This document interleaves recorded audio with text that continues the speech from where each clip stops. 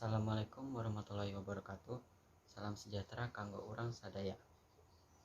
Sadaya puji mung kanggo Anjeunna Gusti Allah anu Maha Kuasa. Salam kahormatan kasanggekeun kajungjungna urang Rasulullah Muhammad sallallahu alaihi wasallam. Teu hilap ka keluarga, para sahabat sareng umatna. Insyaallah kalebet urang sadayana. Amin.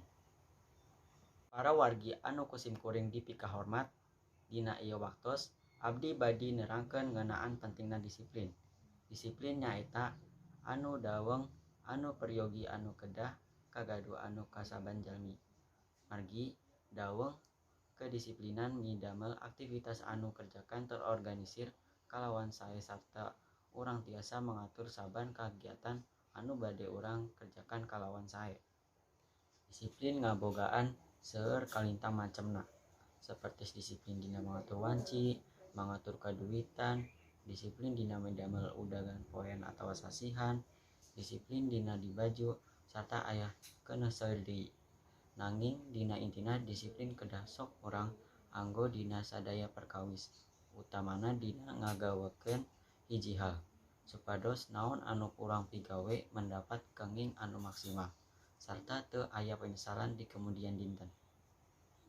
Aya pepatah anu ngomongin waktu nyaeta uang. Pepatah eta tiasa urang artikan yen wanci sangatlah berharga. Kukituna urang kedah ngamampatkeun na kalawan sae, supados udagan anu hoyong dihontal saban poena tiasa urang lampaui. Kadisiplinan nyaeta kunci utami kesuksesan dina hirup ieu.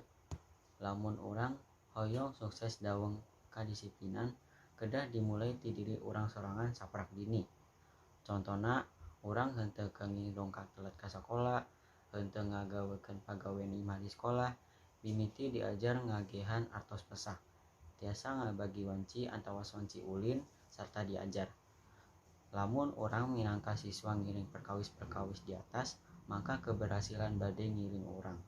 Contona disenangi rencangan-rencangan sarta mendapat prestasi di kelas.